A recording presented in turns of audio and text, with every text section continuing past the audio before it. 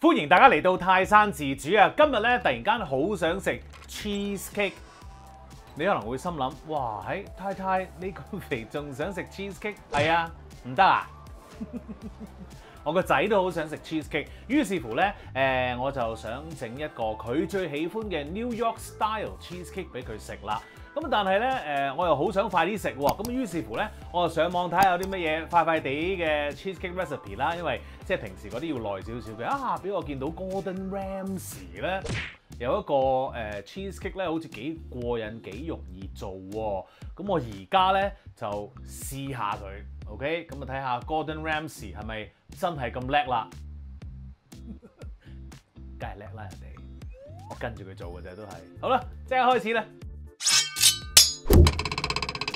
喺乜都未開始做之前咧，我哋首先要預熱個焗爐，去到攝氏180度 ，OK？ 預熱佢半粒鐘到啦，咁啊就 perfect 啦。等成個焗爐咧真係熱到透為止，我哋先攞去焗嘢咧，就係最勻順最好嘅。好，咁而家咧我哋首先就揾一個兜啦，咁啊然後咧就揾 cream cheese 啦，哇！呢度有2嚿嘅 ，OK， 咁咧我就已經咧就將佢放咗出嚟一陣噶啦。咁啊大廚咧就話搞呢個 cream cheese 咧，就最好用手臂啦，因為咧可以做下 gym。其實我想用電嘅，你都可以用電嘅，咁啊但係我覺得你哋覺得我需要用手咯。發下佢先 ，cream 咗啲 cream cheese 佢啊，呢啲叫做。其實用電係最好嘅，不過攞下個 feel 先啦。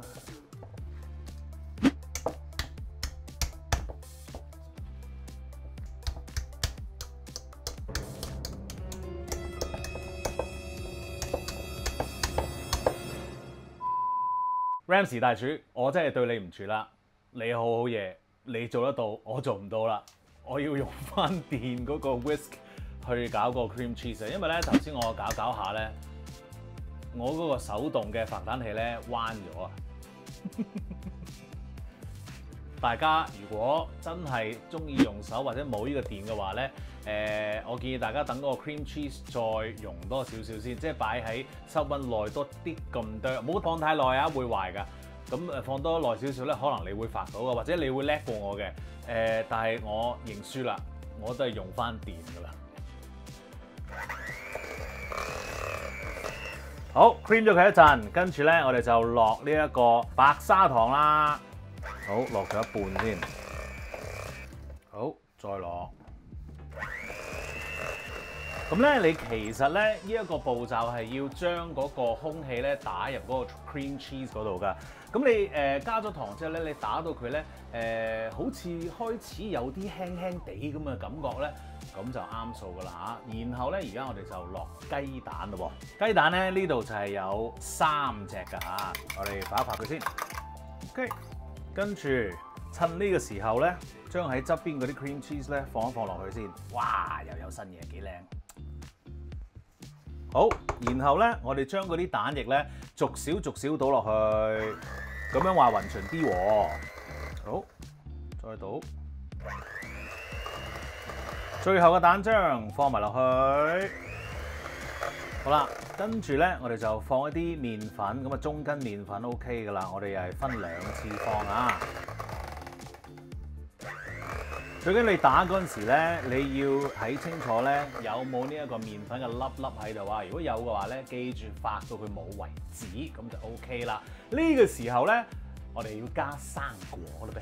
好啦，加嘅生果咧就包括有呢一個檸檬啦，同埋藍莓嘅。咁我首先攪個檸檬先。咁我哋咧就係將嗰個檸檬皮咧放落嗰個cream cheese 嘅 mixture 度㗎。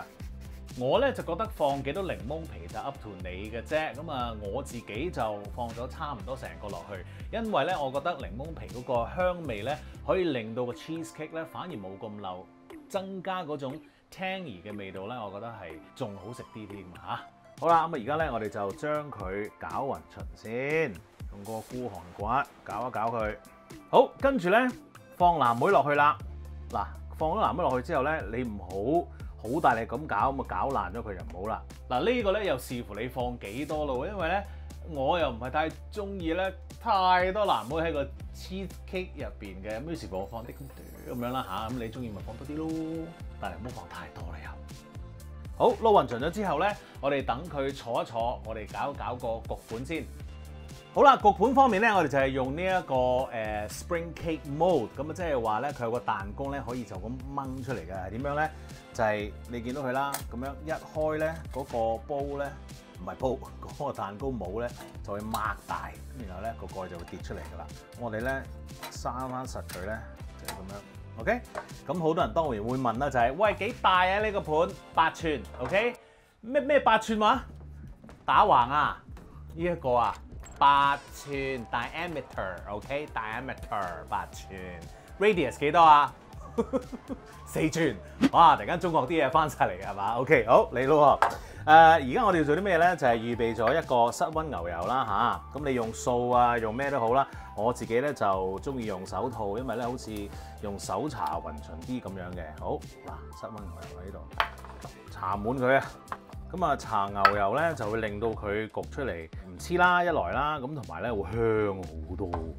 好，跟住咧我哋可以將呢一個 cheesecake 嘅 mixture 咧放落去個盤度啦。放咗落去之後咧，阿大廚話要將佢輕輕燉一燉，咁啊盡量咧就係唔好有嗰啲 bubble 喺度嘅。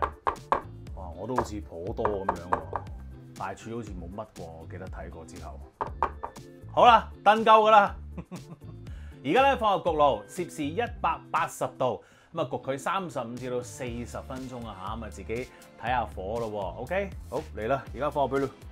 好，我就焗咗40分鐘啦，攞個 cheesecake 出嚟望下先。哇，好靚仔喎！哇，你睇下幾靚 ，Oh my goodness，so nice， 好香，好快咧。佢就會塌落去㗎啦，咁咧你呢個時候咧，千祈唔好好興奮咁樣即刻開咗個彈弓先，千祈唔好，我哋要由佢咧真係要攤凍，咁啊攤凍佢咧到差唔多係室溫咁樣咧，先至好慢慢咧將嗰個彈弓咧開咗佢，如果唔係咧而家開咧就會爛㗎啦，咁我哋而家咧就等一等先啦噃。好啦，我就咧將佢凍咗20分鐘啊嚇，咁你會見到咧嗰啲邊邊咧已經係離開咗嗰個盤噶啦，咁而家咧我哋就可以開咗佢咯噃，好靚好靚，哇，正！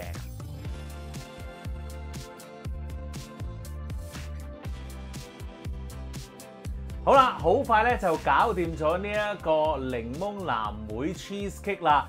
不過好快搞掂嘅代價咧，就係你要雪一雪佢嘅，因為咧呢一個紐約式嘅芝士蛋糕咧係需要雪凍咗咧先至好味道嘅。嗱，而家咧我哋再攤凍多一陣，然後咧就放喺雪櫃，起碼咧就雪佢2至到3個小時。OK， 咁樣咧你呢一個芝士蛋糕咧就非常之好食啦。OK。多謝晒 Chef Ramsay 嘅 ，thank you so much。咁啊，今日咧希望大家都可以試下呢一個咁容易整嘅 cheesecake 啦嚇。記住 subscribe 我嘅 YouTube channel 同埋 follow 我嘅 Facebook page， 最緊要梗係 like 埋啦。多謝大家，今日冇得食。